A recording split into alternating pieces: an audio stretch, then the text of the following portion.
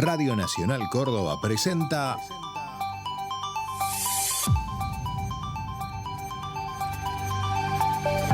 Auditorio Vivo. Bienvenidos y bienvenidas al auditorio de Radio Nacional Córdoba. A partir de este momento pueden encender sus celulares y conectarse a nuestras redes sociales para presenciar Auditorio Vivo, charlas y música. El espectáculo está por comenzar.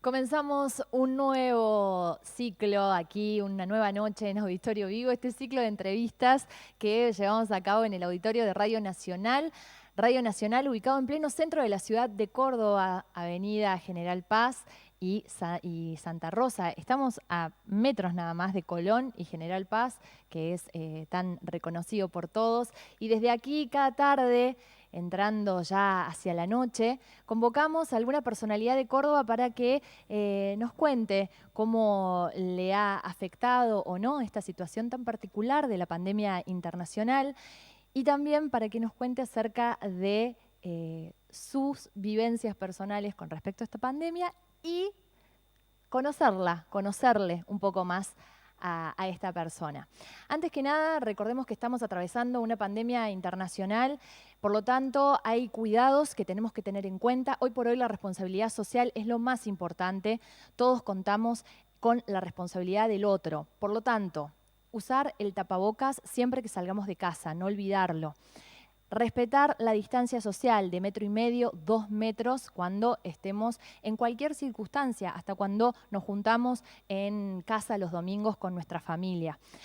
Eso es muy importante. Las reuniones entre amigos continúan prohibidas. Solamente podemos reunirnos los días domingos en casa de un familiar y hasta 10 personas. Se recomienda evitar el uso del transporte público para estas reuniones y sí continúan habilitados los bares. En los bares, recuerden, hay protocolos también que debemos cumplir, que debemos tener la predisposición para cumplirlos y sobre todo respetar las reservas, porque hoy por hoy los bares, los restaurantes están trabajando con reservas, con su público, con las personas y es muy importante entonces ser respetuosos con eso. Si sacamos una reserva, ir a horario y bueno, tratar de no cancelar a último momento porque estamos perjudicando a la industria gastronómica de Córdoba. Y hablo específicamente de los bares porque hoy, en esta noche, tenemos una invitada que tiene una relación muy cercana, muy estrecha con los bares, aunque fue medio de casualidad que llegó a los mismos, que se ubicó detrás de una barra. Y estamos hablando de Pipi Yalur. Pipi es Marina Yalur y está aquí con nosotros presente esta noche. Muchas gracias por venir. No, gracias a ustedes por la invitación. Bueno, un gusto en serio tenerte acá. Como decía, el ciclo tiene esta idea de invitar a una charla, a una conversación. Bueno, todos lo conocemos como esto de la entrevista, pero la escucha en este momento es muy importante. Y que vos puedas compartir esto, cómo la pandemia afectó tu vida tanto personal como profesional. Y también este devenir profesional en tu vida de cómo llegar atrás de una barra. Porque Pipi Yalur es hoy por hoy una de las bartenders más conocidas de la Argentina. En los últimos años ha cobrado gran visibilidad, ha sido embajadora durante un año entero de un aperitivo internacional, ha viajado por la Argentina, por otros países como embajadora de ese aperitivo y también se animó al trabajo autogestivo, animarse a empezar a emprender otros recorridos más allá del estar detrás de una barra, preparando un cóctel, un trago. Y por eso, justamente, es una particularidad de Pipi y queríamos que ella nos hable al respecto de esto. Pero antes que nada, comencemos con Pipi y su llegada a Córdoba hace ya casi 17 años, llegando desde Comodoro Rivadavia. En realidad, Bahía Blanca, Comodoro Rivadavia fue un poco anterior. Anduvimos un buen tiempo de nuestras vidas de acá para allá porque mi viejo es ingeniero y trabaja en obra. Y yo me considero cordobesa a pesar de esta falta de tonada terrible que llevo de acá para allá. Hace un montón que estoy acá y veníamos de Bahía Blanca, pero Lo cierto es que yo me mudé con mis padres acá y después ellos se mudaron, entonces de alguna manera llegué porque era chica y me tocaba y me quedé por decisión propia. Elegiste Córdoba. Sí, sigo eligiendo. Y adoptada, totalmente. Para mí sí, soy el sol de Córdoba, o sea, falsamente cordobesa. Con esa tonada que no es de nada de Nada, Córdoba, de cero. nada, pero bueno, justamente eso, ¿no? Hablar con personas que estén haciendo aquí, se estén desarrollando, más allá de si son cordobeses o no, que ese chauvinismo lo dejemos un poco de lado.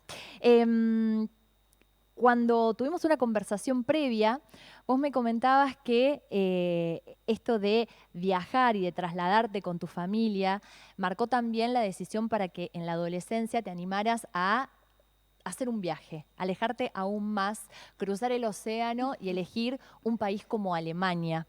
Y esta parte de Pipi posiblemente no la conocen porque si ustedes googlean hay un montón de información sobre ella, sobre su rol como bartender, pero no de la Pipi adolescente que se fue solita a 16, 17 años a Alemania. Sí, esa parte se ve que no la cuento seguido porque si no lo hubieses podido encontrar. Me fui a los 16 y pico, si no me equivoco, a Alemania un año a vivir a Colonia, que es una ciudad al oeste de Alemania, relativamente cerca de Frankfurt, igual está todo cerca de todo en esa parte de Europa, y fui a la escuela. Y me iba muy mal en la escuela, obviamente, ¿no? Eso era lo de menos. ¿Sabías alemán? ¿Tenías una base? Sabía decir dónde está el tren, dónde está el baño y cosas por el estilo. Sabía el alemán que podés saber estudiando un año en la escuela. O sea, Claro. que en el mundo real se traduce en poca funcionalidad, la verdad. Y volví hablando. Bueno, y a partir de ahí, Alemania, si vos mirás para atrás, cómo ese viaje en tu adolescencia marca a la Pipi de hoy y las herramientas a lo mejor y la supervivencia de tener que aprender a hablar un idioma porque si no, no sé, no ibas a poder interactuar con nadie, marca a la Pipi de hoy de más de 30 años. Sí, qué fuerte lo de más de 30 años, es cierto, no es tu culpa, pero no yo deja de también, ser. somos dos. Estamos en esa. Sí. Alemania tuvo primero un invierno terrible que es difícil de dimensionar para. Incluso yo viví en Río Grande y así todo el invierno alemán fue terrible. Y me marcó en varias cuestiones. Esto que decís de supervivencia, yo hice de todo para aprender alemán, para que te des una idea, yo llegué a vivir a lo de una familia y me dijeron, esta noche hablamos inglés, mañana no. Ah, Listo. Nunca más hablamos inglés, nada más que alguna palabra que de verdad necesitáramos. O sea, era darnos a entender con manos y pies y vas a aprender medio como por las buenas o por las malas. Y llegó un momento en el que yo un poquito me desesperé porque dije, me explota la cabeza, no voy a aprender. Y la que era mi mamá de intercambio era docente de primaria y le dije, ¿qué posibilidades hay de que vos me consigas un permiso ¿para ir con los más chiquitos? para ir a primaria a aprender lo que aprenden los nenes, porque es la forma de aprender el idioma? Así que ahí fui, no sé cuánto tiempo estuve, debo haber estado 1 mes y medio sentada en una silla pequeña de niño de primer grado y con un montón de compañeros de 6 años, ponele, que me festejaban y aplaudían cuando yo le pegaba el artículo correcto de una palabra. Así que eso me ayudó un montón, pero también fue tener como de alguna manera el coraje de decir, yo me banco, ir a primaria y estar sentada desayunando con niños de 6 años. ¿Y fue una idea tuya? ¿Surgió? Claro, le dije como, che, esto me parece que es como la manera en la que yo voy a poder aprender, como aprenden los niños. Ya había hecho un curso, como ya había ido un curso con adultos y todo, pero fue como, capaz tengo que aprender el idioma como se aprende el idioma. Exacto. Así Sí. que ahí fui y charlábamos de cosas de niños y eso. Y conecto rápidamente esa experiencia de vos con 16, 17 años, sentada en un aula con niños de 6 años. ¿Eso después en algún momento marca tu decisión para estudiar ciencias de la educación? Porque Pipi es licenciada en ciencias de la educación. Sí, soy licenciada en Ciencias de la Educación, tengo el título enrollado en el placar, en un tubo en la parte de arriba. Como tal, nunca necesité presentarlo para nada hasta ahora, pero yo creo que igual y sí me sirvió. Sí me marcó que en general los profesores en la escuela no me prestaban demasiada atención, y los que me prestaban atención era para problema. Tipo, tenía en clase de alemán, mi profesor era el director de la escuela. O sea que sí o sí tenía que ir a su clase. Y me tenía re cortita. Pero re cortita, te digo, segunda clase, Pipi, contanos de qué hablamos la clase anterior. Ah, Y lo que habíamos sin hablado... piedad. No, sin piedad, además de lo que habíamos hablado era Frente a las puertas de la justicia de Franz Kafka. O sea, ¿qué? No lo puedo leer ni en español y entender algo de eso. Entonces mi respuesta fue, hablamos de Kafka. O sea, esa era como mi relación con los profesores. Pero tenía una profesora que me prestaba atención, que era la profesora de pedagogía que existe en el secundario, allá como materia, que ella me dijo, yo no te voy a dejar de apretar, pero te voy a dar una mano. Te voy a acompañar. Te voy a acompañar. O sea, yo te voy a exigir, pero yo te voy a acompañar. Cuando vos no entiendas, levantás la mano y preguntás. Si hace falta que preguntes 10 veces en una clase, preguntás 10 veces en una clase, te voy a contestar, pero también te voy a exigir. Pero me prestaba atención, pero a la vez, como me acompañaba, es esto. Y yo no sabía que existía pedagogía, la verdad. Y volví, hice un año de traductorado de alemán, dejé, y dije, che, existe esto que es pedagogía, y yo soy muy curiosa y me interesa cómo es lo de aprender, y siempre fui como muy curiosa en esto mismo de buscar mis trayectos de aprendizaje. Este ejemplo que yo te daba de decir, bueno, no logro aprender el idioma, voy a ir a la escuela primaria, fue eso. ¿Cómo puedo hacer? Y bueno, voy a hacer como hace la gente que lo habla bien, que es aprenderlo de chico. Entonces, bueno, hice ese camino. Y a partir de ahí me empezó a intrigar y averigüé, existía una carrera que se llamaba Licenciatura en Ciencias de la Educación, que es lo que antes se llamaba pedagogía. Y ahí me metí. ¿Y disfrutaste esos años de Disfruté de universidad? Facultad. Claro. Disfruté los primeros 2 años muchísimo. Y después de ahí se me empezó a hacer un poco más cuesta arriba, porque cuando vos estudiás educación y vas a clase, es un poco como que estás haciendo metaaprendizaje, ¿viste? Es como que de alguna manera lo que estás haciendo es, tenés las herramientas para juzgar si el que está enseñándote lo está haciendo de la manera correcta. Entonces ahí se te empieza a hacer un nudo. Y la gran pregunta que me surgió fue si mis profesores de tercer, cuarto año están así de aburridos y no pueden dar clases si se corta la luz, porque sin el PowerPoint no pueden dar clase. Y yo creo que esta buena gente tuvo buenas intenciones cuando tenía mi edad. ¿Qué posibilidades hay de que yo salga con entusiasmo a querer hacer del mundo un lugar un poquito mejor y no termine siendo una persona que no puede dar clases sin un PowerPoint? Entonces me empecé a preguntar eso y terminé la carrera porque estaba en el baile y sentía que ese era como, bueno, yo me recibo porque no iba a volver a la universidad y soy suficientemente estudiosa como para me recibo.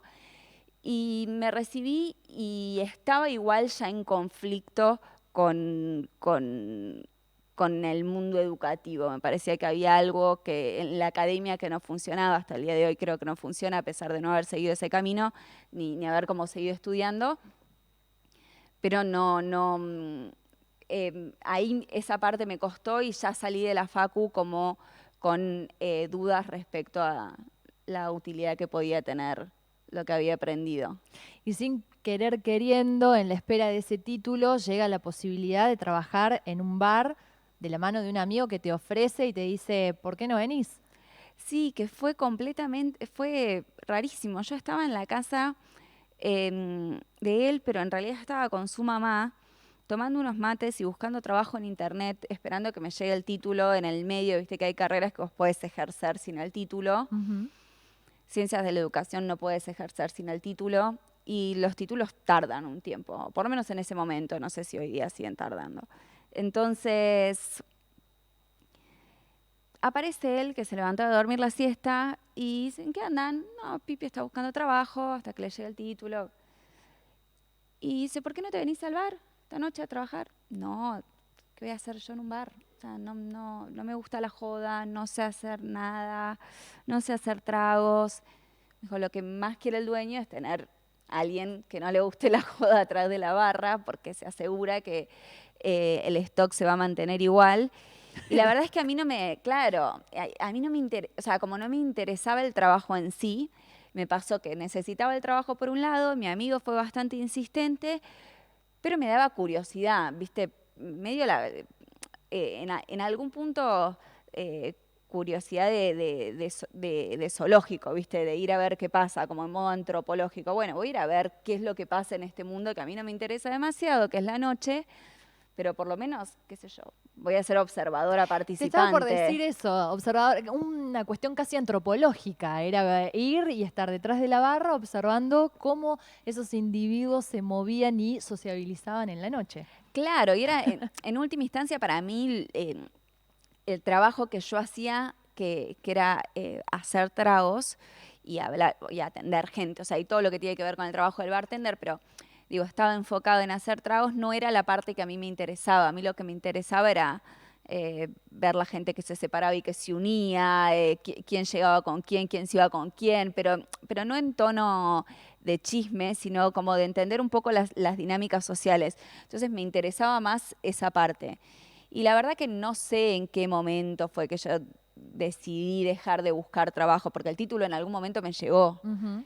¿Y no seguiste buscando para ser pedagoga, para ejercer tu título? Por lo menos no de las maneras, nunca busqué ejercer la profesión de las maneras que te va a decir que son los alcances del título. Uh-huh. Yo creo que sí ejerzo en un punto, pero no de la manera, nadie te va a decir, mira, vos podés estudiar pedagogía y después enseñar cursos para hacer licores.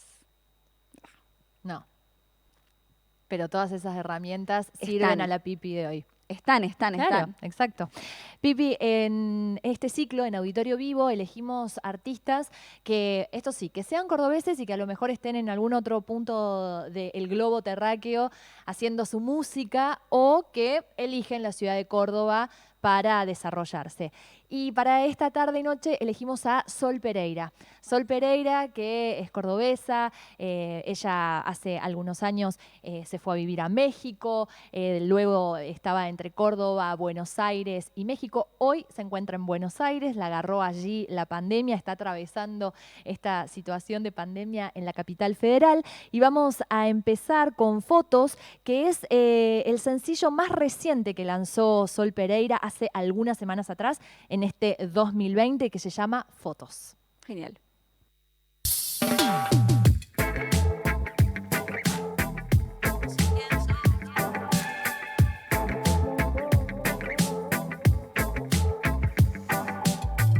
No sé quién sos, nadie nos presentó. Sé cuánto vale un corazón. Para vos se vende como mercancía tan pobre y vacía. Un fotomontaje abrazado a la suerte. ¿Qué más buscas? Hay vida atrás de flash. Busca algo más. Hay vida atrás de flash. Yo sé que hay algo más.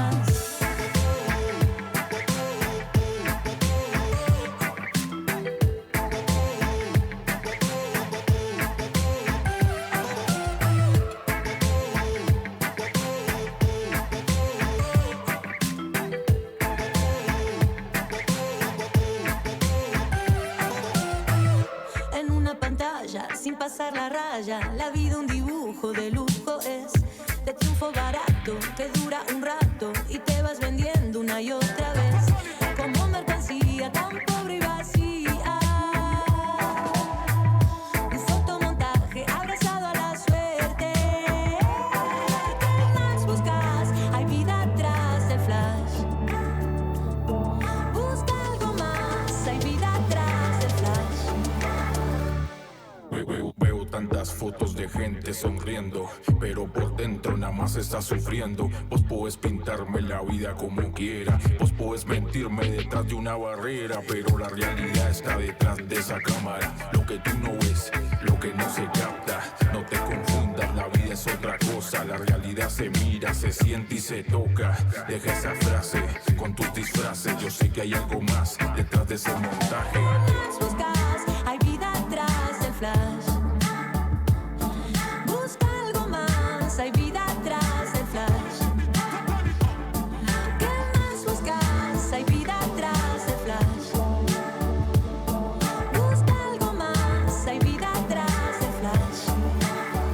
que hay algo más.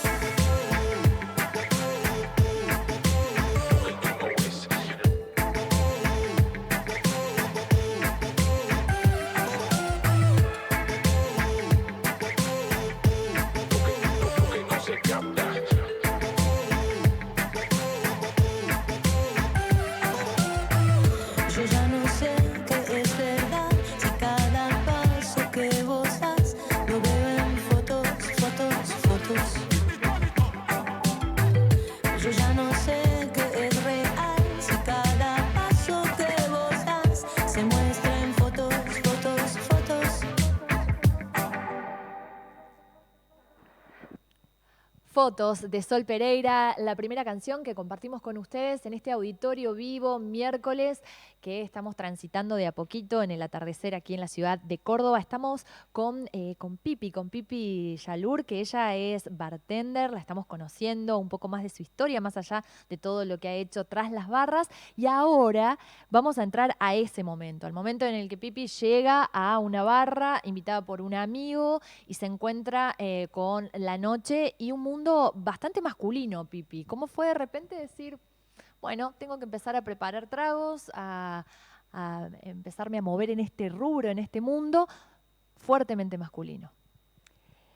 Yo al principio no me di cuenta, porque vos pensás que esto fue hace 8 años y creo que ninguna de nosotras era como somos hoy 8 años atrás, y porque yo la verdad es que vengo de un contexto muy privilegiado, que no es que venga de una familia de millonarios, pero claramente vengo de una familia con privilegios. Y si bien yo empecé a trabajar a los 18 años, empecé porque quise y empecé a trabajar a los 18 años. Entonces, mi acercamiento con la discriminación había sido básicamente a través de libros. Sabía que existía porque la había estudiado en la facultad. No me había pasado. Lo más parecido que había podido llegar a ver fue alguna situación estando en Europa, pero nunca había tenido esa como relación con la desigualdad, ¿viste? Y entonces como que al principio no la detecté, era como, había una chica trabajando en la barra cuando yo entré, que creo que todavía trabaja en barras, pero nunca como pasó el tiempo hasta que yo empecé a entender que yo sabía bastante más que otra gente que trabajaba ahí. Como, che, yo sé más que mi jefe. O sea, porque estudié, porque me preparé. ¿Y por qué él está en ese lugar y yo no puedo acceder a ese lugar si yo estoy más preparada que él? Como, ¿por qué a él le dan el beneficio de la duda y a mí me tienen que poner tanto a prueba? Porque es eso, es como las mujeres después, con el tiempo, empecé a ver cuando quise hacer carrera, cuando dije, ok, bueno, a esto me quiero dedicar, ahí sí empecé a sentir las desigualdades, que era algo que no me había pasado en la vida. ¿Y cuándo se dio ese punto, esa decisión de decir voy a hacer carrera y que empezás entonces de a poco a ver estas desigualdades, estas diferencias entre los hombres y la relación con vos? Pero ¿cuándo se da ese momento decisivo de decir, bueno, sí, voy por aquí? No hubo un momento por ahí tan decisivo de decir, yo quiero ser bartender, quiero esto para mi vida y quiero ir por este lado, por lo menos no en esa instancia de mi carrera. Decidí quedarme y la verdad es que yo nunca hice el curso para ser bartender. O sea, yo llegaba a mi casa y leía porque me intrigaba, porque quería seguir aprendiendo. Y después sí me pasó que un fin de semana largo, el que era mi jefe de barra, un sábado, poner que era feriado lunes y martes, un sábado renunció. Y en gastronomía la antigüedad es algo muy valioso, es medio, viste, como en los barcos, muy vieja escuela, entonces yo era la que más antigüedad tenía, que obviamente tenía poquísima antigüedad porque la rotación es muy alta, la gente trabaja poco tiempo en cada lugar. Y me dijeron como, bueno, mira, necesitamos que hagas por lo menos los pedidos, como que te acomodes un poco, y me empezaron a asignar tareas de jefa de barra. Y después me pusieron un tipo al lado para que haga lo mismo que yo, que no lo sabía hacer.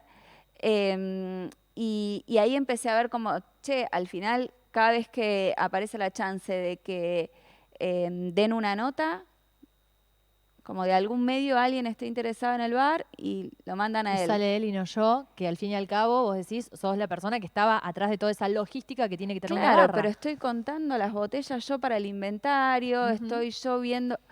Y fue como, y que los argumentos, empecé a notar que los argumentos que se usaban cuando yo no estaba de acuerdo no tenían que ver con cuestiones racionales o con lo que yo dijera, sino era como cuestiones personales, tipo, no, bueno, vos porque te cae mal tal persona.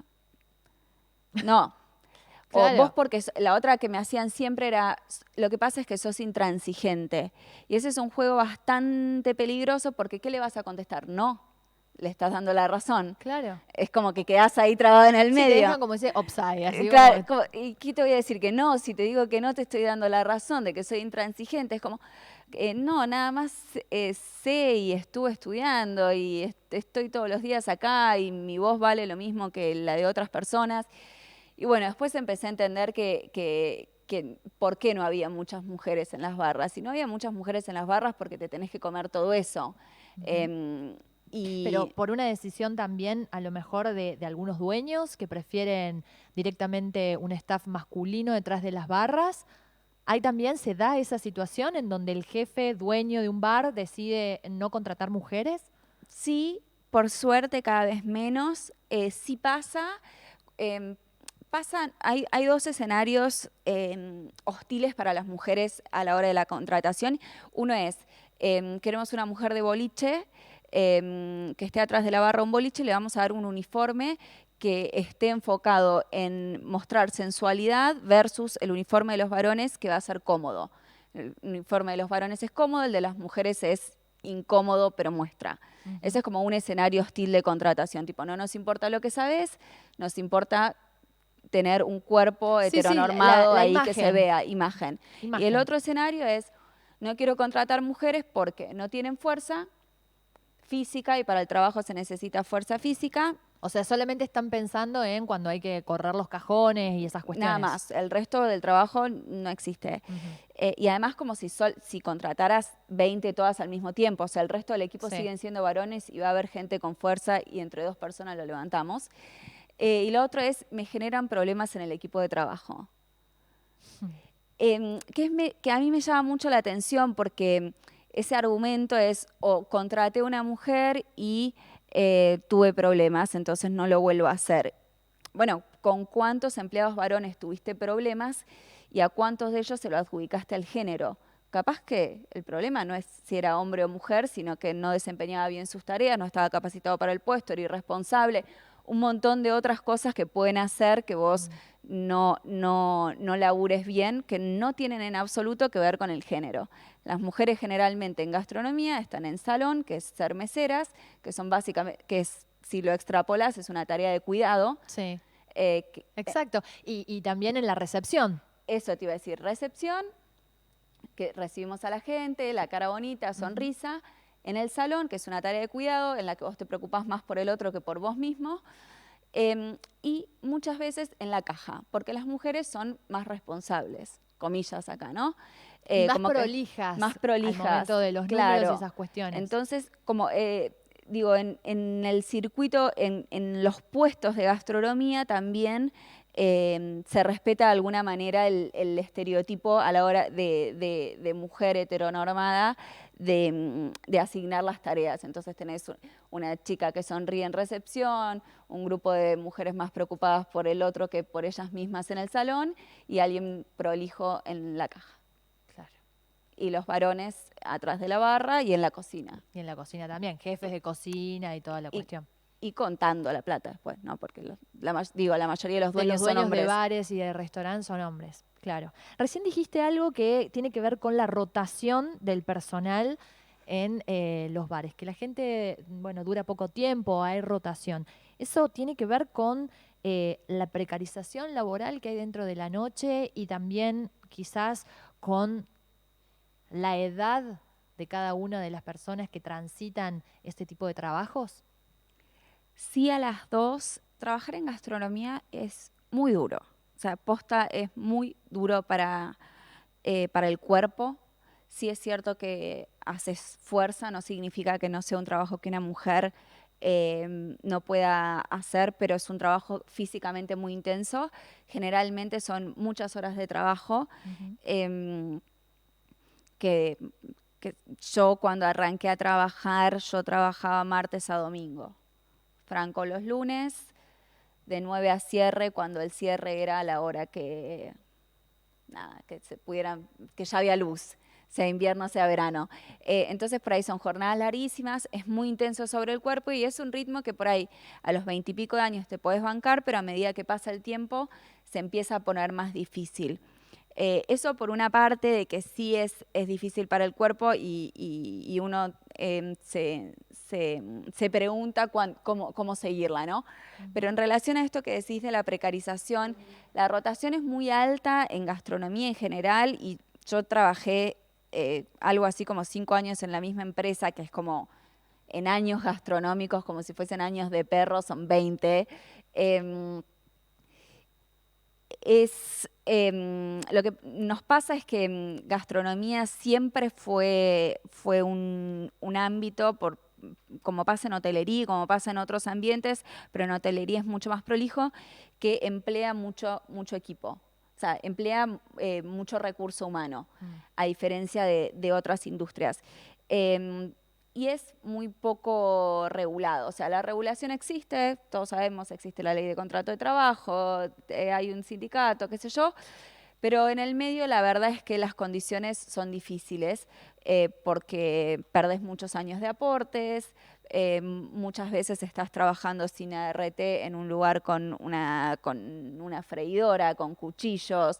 En las cocinas en verano en 45, 47 grados como si nada, porque se hace calor afuera en verano y son 12 personas metidas ahí adentro. Entonces es un conjunto de cosas las que hace que gastronomía sea difícil para trabajar. Por eso creo que requiere como tanta pasión en algún punto para mantenerte en la industria, pero también llega a una edad, por lo menos lo que a mí me pasa, y lo que he visto pasar también en colegas que en otras partes del mundo, que por ahí se hacían la misma pregunta que llegué a hacerme yo, es, bueno, ¿qué hago cuando el cuerpo deja de darme para estar trabajando en servicio de martes a domingo? En servicio es estar atrás de la barra atendiendo gente. Sí.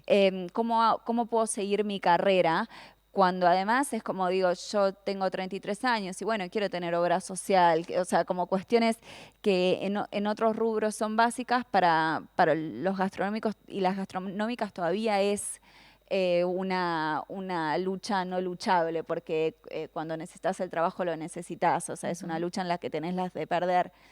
Entonces hay mucha precarización y lo que vas haciendo es, yo decidí quedarme mucho tiempo en una empresa y tratar de generar condiciones en las que pudiera trabajar más cómoda, pero entiendo que es una decisión muy particular.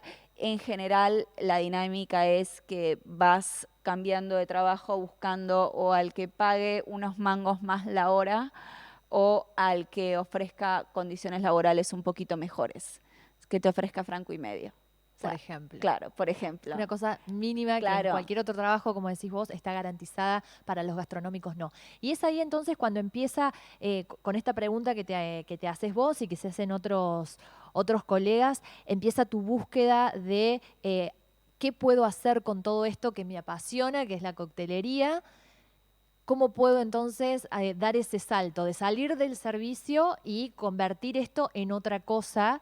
Y allí empiezan todos estos programas y estos proyectos autogestivos de tu parte.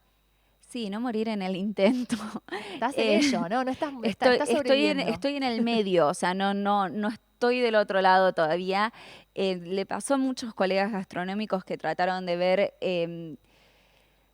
cómo seguir su carrera y qué otros caminos posibles había. Hay varios caminos posibles. si tenés algunas características o cualidades, tipo, qué sé yo, si hablas inglés, que es clave, si vas a trabajar en gastronomía, hablar inglés te abre muchísimas puertas. Siempre, como uno dice, bueno, hablar inglés te abre puertas, pero de verdad te da muchas posibilidades de trabajo que te abren un abanico, pero uno empieza a pensar, bueno, ¿cómo hago para lograr hacer de todo esto que hice buena parte de mi vida laboral, que no termine de arruinar mi cuerpo y que no termine de arruinar mi mente en última instancia, porque he aprendido, pero a la vez quiero trabajar en un contexto en el que yo pueda decir, un día no atiendo el teléfono, como un montón de oficinistas los sábados no los llaman a cualquier hora para pedirle cosas que no son urgentes, y que todo siga en pie. Entonces, yo ya había escribí un libro que estaba agotado, se llama Detrás de Barra y es un manual de coctelería, y sí fue como, ok, sos pedagoga, dalo todo ahora en este momento. Y me metí a hacer dos cosas. Una fue hacer yoga. Nadie llega a hacer yoga porque está bien. O sea, es como, no llegas a ese camino porque estás cómodo. Y empezaste a hacer yoga por una necesidad física y después tu curiosidad te llevó ahora a querer más, aprender más. Ahí voy. Y ahí vas, estás con un instructorado ahora de Estoy con yoga. instructora de yoga.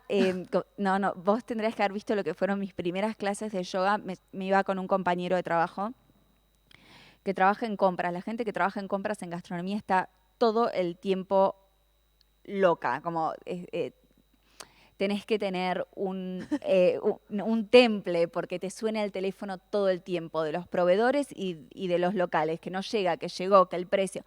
Entonces tenés que tener un temple muy particular. Y él me dijo, vamos a empezar yoga, yo voy con vos, tipo, él ya había hecho. Después él dejó y yo seguí, pero fue la manera de que yo me enganche. Y yo me acuerdo que los primeros 3 meses eran terribles porque yo escuchaba la voz pacífica de la profesora. Y vos, tu cabeza no podía parar de cranear y de pensar cosas. La desconexión, esos momentos, esos primeros minutos de la clase de yoga son muy difíciles. Sí, es una lucha interna. Fueron 3 meses, no fueron minutos. No, o sea, no, pero cuando, sí. digo, cuando estás en la clase, esos primeros 3, 4 minutos que decís, tengo que desconectar para entrar en órbita con esto. Es era muy terrible difícil. porque el choque entre la voz pacífica de la profesora y mi mundo interno era una bomba atómica. Y bueno, con el tiempo me costaba mucho ir porque no me daban ganas, pero me pasaba que me sentía mejor después de haber hecho que antes de haber hecho. Entonces dije, bueno, acá hay algo, y nunca tuve una relación fuerte con la espiritualidad y hasta el día de hoy no la tengo, pero entiendo que es un recurso que a mí me sirve para tener tranquilidad, para sentirme mejor, porque me dolía la espalda y porque tenía esto que vos decís, che, no puedo frenar el bocho en ningún momento, tengo una chica hablándome muy pacíficamente de que tengo que respirar y yo estoy pensando en los 10 mails que tengo que mandar, o sea, acá hay algo que es una bomba de tiempo. Además, tampoco es que soy agente de bolsa en Wall Street, o sea, hija, sos bartender, no vas a cambiar el mundo. Claro, digo, ponele contexto a tu vida, es tu mente, es la única que tenés, pero... y ahí arranqué a hacer el instructorado de yoga y levanté un proyecto que tenía hace un tiempo que se llamaba Chicas Barra, sigue en pie. Ahora es un newsletter, antes fue un blog.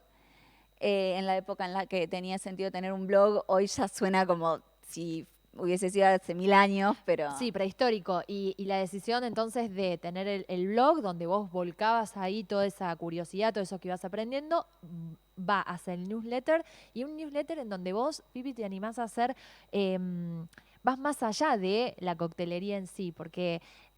Cada entrega a todas esas gentes que me dijiste que son como 1800 personas las que están ahí. Cada lunes. Es una gran comunidad que formaste. Y me mandan mails. Te mandan mails. Bueno, y les das mucho más allá de lo que puede ser el mundo de la coctelería y de la gastronomía. Te animás a ir por libros, por películas, por anécdotas personales.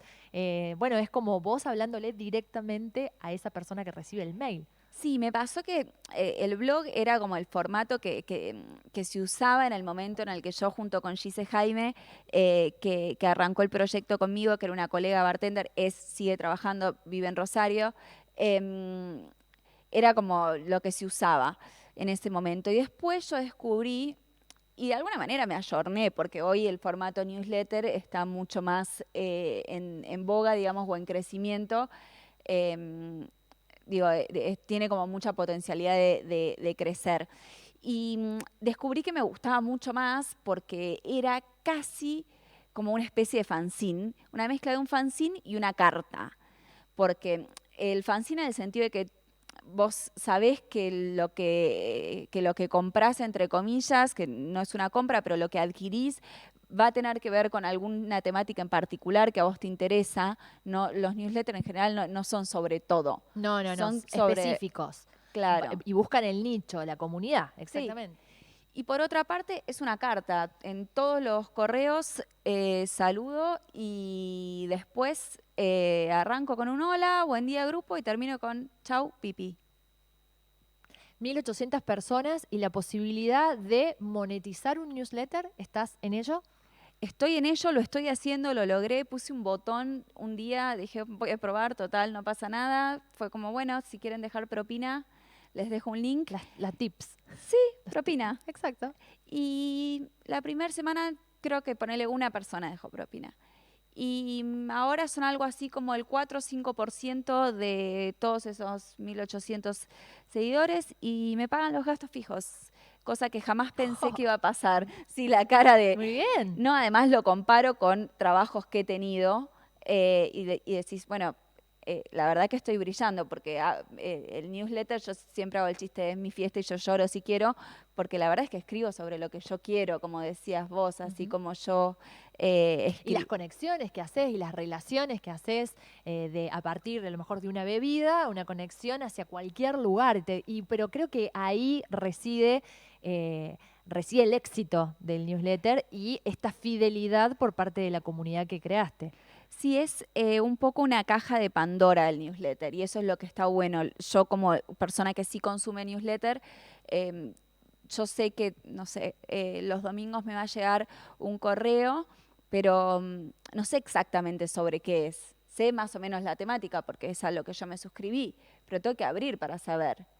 Entonces, esa es la parte que a mí me divierte. Que hay y apelás a la curiosidad de ellos. Obvio. Claro. Vamos a escuchar otro tema de Sol Pereira, De Aquí para Allá. Es el sencillo que lanzó el año pasado, en 2019. Toda la música de Sol Pereira la pueden encontrar en plataformas digitales. En Spotify está allí cargada toda la música de Sol. Y ahora compartimos De Aquí para Allá.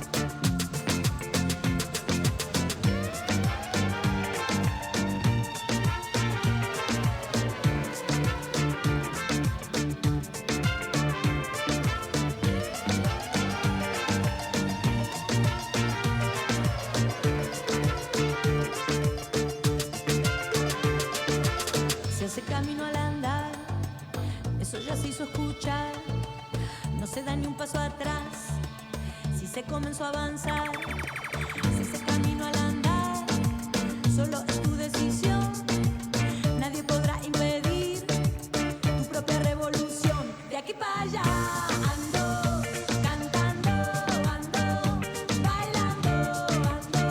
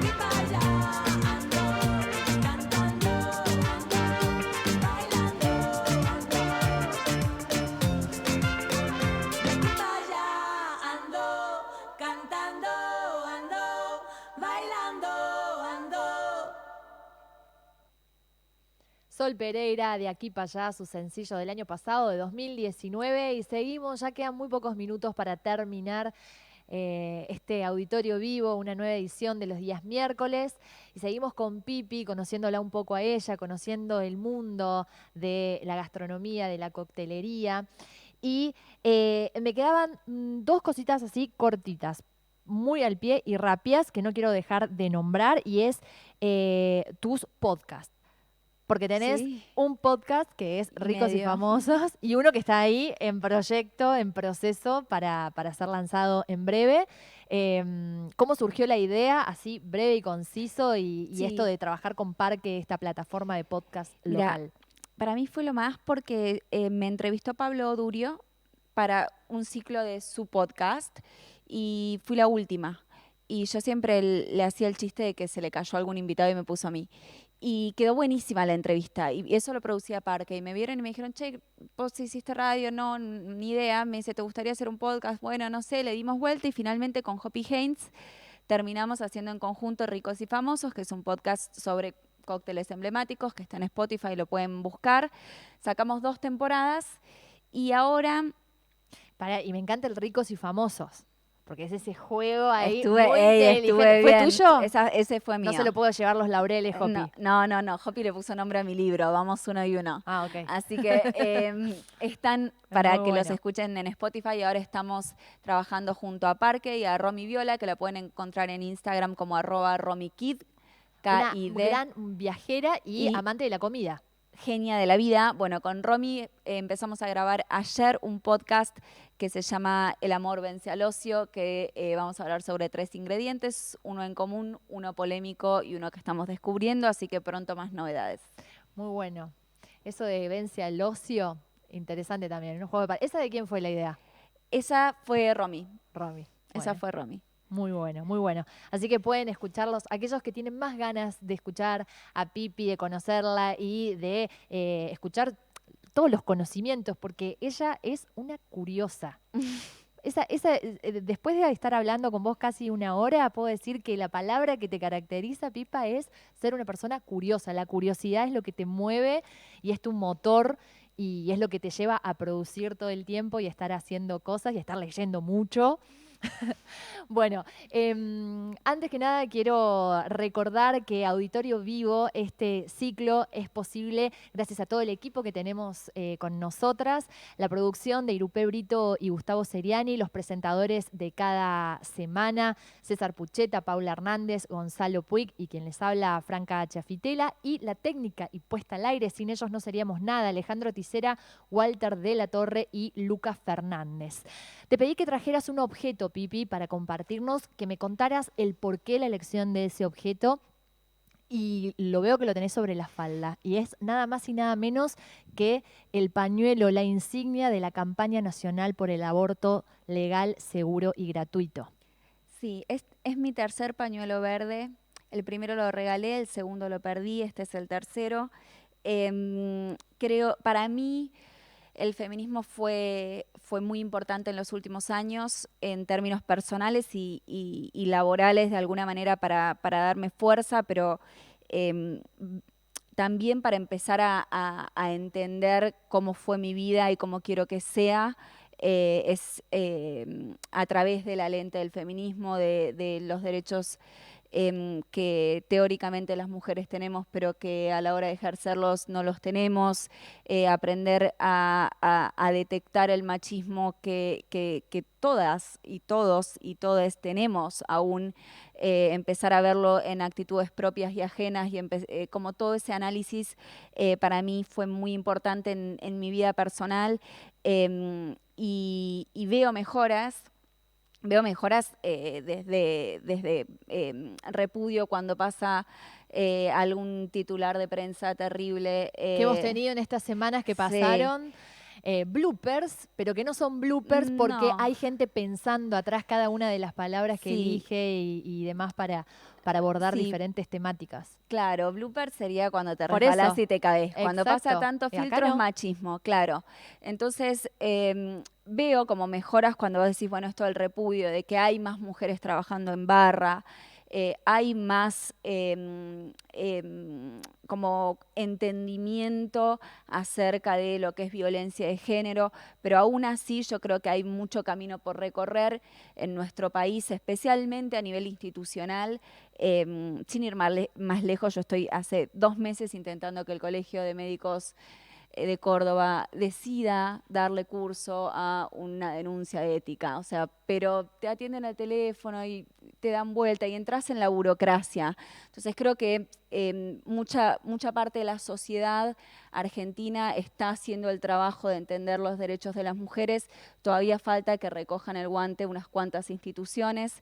Y también las personas que trabajan en instituciones entiendan que muchas veces toman decisiones que cuando no están las reglas escritas de protocolo de qué seguir, bueno, hay una persona que decide y si esa persona es machista, las instituciones se transforman en lugares machistas. Y ahí está tu pañuelo verde. Y ahí está mi pañuelo verde. Y ese verde. es tu objeto. Gracias por compartirlo con nosotros. Muchas gracias, con nosotros. Bueno, en este mundo post-COVID, la pregunta final, y en un rato vas a tener que firmar nuestro libro donde ahí dejas como tu autógrafo. Sí, yo digo libro de autógrafos, libro de visitas. Por favor, que no sea de quejas. ¿Qué te llevarías y qué dejarías en la construcción de esta nueva normalidad que de a poco ya estamos transitando? Bueno, con esto que hablamos al principio, los nuevos protocolos en el trabajo, en la vida diaria. ¿Qué te llevarías de este mundo COVID y qué dejarías en esta nueva normalidad? Me gustaría poder volver a tomar mate con gente. O sea, eso quisiera poder llevármelo, pero del mundo anterior, pero sé que no va a pasar. ¿Y qué dejaría atrás? Normalizar ir a trabajar enfermo. Eso me parece lo máximo que ya no se pueda. Eso me parece lo máximo. Y me gustaría llevarme del mundo anterior tomar mate con gente. Tomar mate con gente. Algo tan simple como eso, no va a pasar. No, bueno, pero es nuestra cultura, el abrazo, el beso y tomar mate con amigos y con cualquiera, porque muchas veces se da en situaciones en las que uno está en un taller y se junta con gente y toma mate. Si vas a algún lado, alguien te ofrece un mate, así era. Ya no más. Ya no más, por lo menos hasta que no aparezca la vacuna y todos estemos inmunes a este virus, que como decimos, hoy por hoy la única forma es a través de la responsabilidad social. Cuidarse. Cuidar a los demás. Y cuidar a los demás. Usemos el tapabocas, nos lavemos las manos cada vez que podamos, si no usemos alcohol en gel o el agua 70-30, agua y alcohol. Esas pequeñas cosas que marcan la diferencia y que va a hacer que este virus no se siga propagando en nuestra ciudad, en nuestra provincia, en nuestro país. Mañana en Auditorio Vivo va a estar Nicolás Fassi presentando a Hugo Pailos, que es director de Animatrónica y Control Dinámico de la Universidad Nacional de Córdoba. Nicolás Fassi, que se suma a este ciclo Auditorio Vivo. Vamos a estar ahí atentos a partir de las 7 de la tarde, como siempre por Facebook Live de Radio Nacional Córdoba y también por AM 750 y FM 100.1.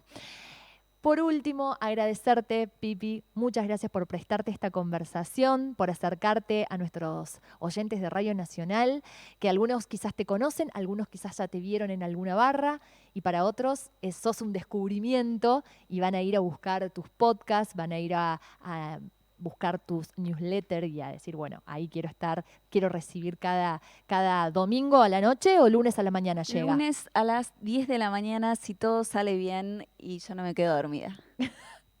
Me encanta. Muchas gracias a vos por la invitación. Es espectacular el auditorio, no lo conocía y me alegra que me hayan invitado. Bueno, queda abierta la invitación también, Pipi, para cuando este auditorio abra sus puertas al público. Vengas, ocupes una de alguna, no sé, de estas 420 butacas que tenemos acá con todas las actividades que se programan en este auditorio y, ¿por qué no? A lo mejor alguna vez, alguna charla, algún seminario, algo de eso que te gusta hacer, porque en vos está esto de la comunicación y de compartir todo el conocimiento que vas juntando con estos años en la coctelería, atrás de las barras, en la gastronomía. Muchas gracias. Gracias a vos. Nos vamos a ir escuchando a Sol Pereira, Nadie te preguntó, de su disco Tirame Agua. Vamos con ella Y muchas gracias a ustedes por estar del otro lado en un nuevo Auditorio Vivo. Explicar